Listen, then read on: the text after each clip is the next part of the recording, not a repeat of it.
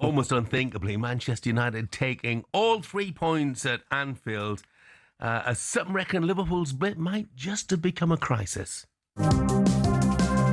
Liverpool, remember, coming into this game on the back of 3 successive defeats. The last thing you want if you play against a team that wants to defend and wants to play every ball long, that you go 1-0 down so fast. 2 minutes on the clock, Liverpool 0, Manchester United 1, and it's Brian and Mbeumo. Liverpool back in the game, they're never beaten, there's always late drama. 12 minutes remaining, it is Liverpool 1, Manchester United 1. After so many disappointments, even in this year with Greensby and Brentford, today was for them, for our fans. Oh, what a finish to this game. It's Liverpool 1, Manchester United 2, and it's Harry Maguire. So many things go against us at the moment, then it's up to us to fight ourselves out of that. They've won at Anfield for the first time since a solitary Wayne Rooney goal here back in 2016.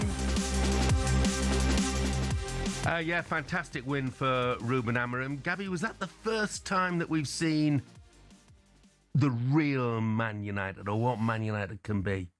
You've got to give them praise, haven't you, Jeff? You've got to, because of getting a result there. But let's be honest, the chances Liverpool missed, Liverpool should have won the game.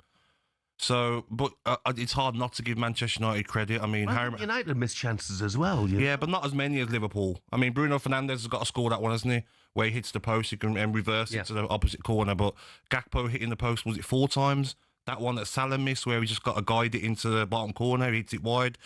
But yeah, Manchester United deserve credit because they showed fight yesterday, which is what their fans want to see. Yeah. Afterwards, I was a bit shocked by Arne Slot, to be honest, saying, you know, that Manchester United are just a long ball team. It's just a team that kick it long.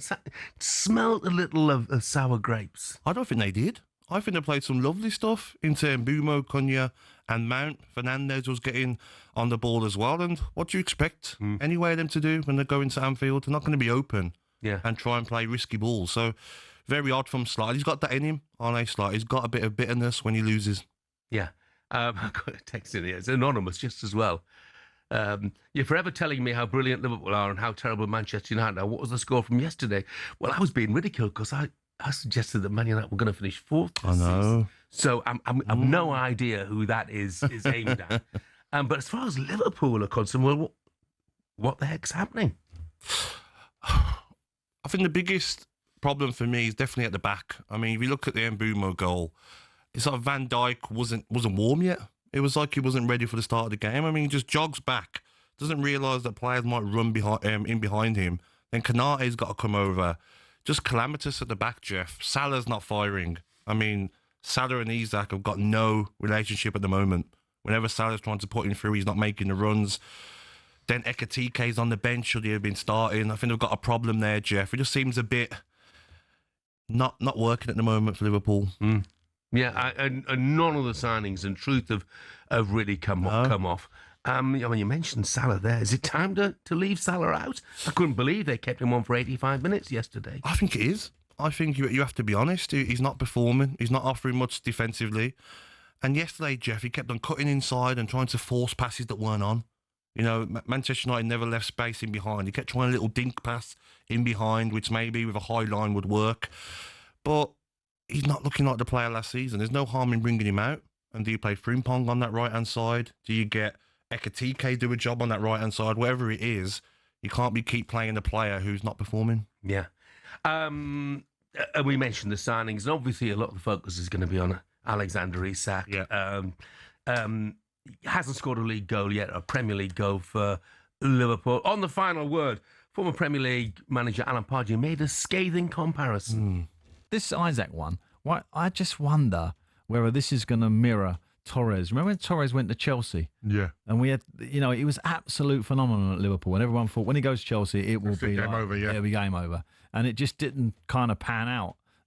He obviously still won the Champions League medal. But in terms of, Isak, is he going to be the new player that we see at Newcastle, transferred to Liverpool, or are we going to see a different Isak? At the moment, obviously, he's probably not match fit, so it's a little bit unfair to judge him. But at the moment, slow start. That's how you have to say that. And Wirtz, of course. Yeah, I mean, slow start, but it's way too early to judge him, isn't it? Too early.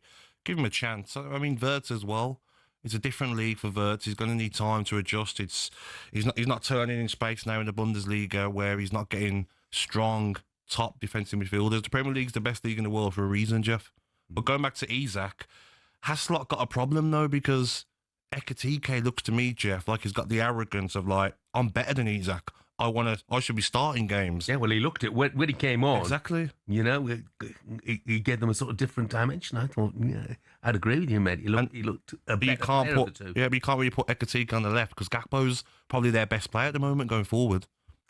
A lot of problems. Marcus, the Liverpool fan, says that it's time to get Kirkes and Salah out of the team.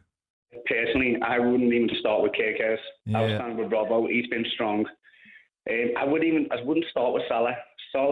And I hate the way we've got to be loyal to our big stars. But at the end of the day, if they're not performing, you don't play them. And then you've got this wonder kid, Rio, who's got so much potential. Give him more time.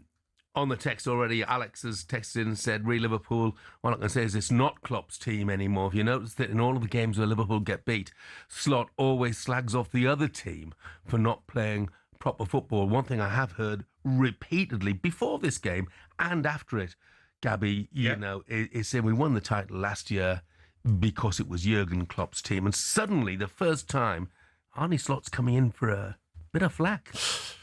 And it's deserved. I mean, four losses in a row. Diaz, he's in the form of his life at Bayern Munich, by the way.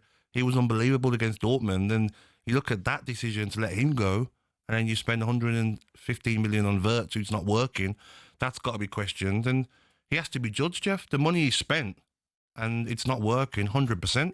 Even going back to Mo Salah, I really do think he should be dropped because 7 games without scoring a non-penalty in his career is like a record for Mo Salah. Never happened. Yeah. You know, he's fluffing chances, Jeff. He's snatching at chances, which you don't expect from Mo Salah. That 1 second half, when he received it, I'm thinking, if you see the replay, you just got to side foot it. Oh. And the goal's open on the opposite side and swings a foot away. That's not Mo Salah. No, it isn't. I mean, look, he's been through patches before, and I'm sure he's going to come good again. But Liverpool have got a heck of a tough run, by the way. Coming up, an incredibly tough run coming up. Sometimes, you know, our listeners do make me smile. Oh, I think it's a smile. Maybe it's a grimace. I'm not sure. I mean, David Marshall has texted in to say, your hatred of Arsenal is blinding you to the fact of how good Arsenal are. Have we mentioned Arsenal in 14 minutes of the show? No, David, maybe you got the wrong show that you're texting in at the moment.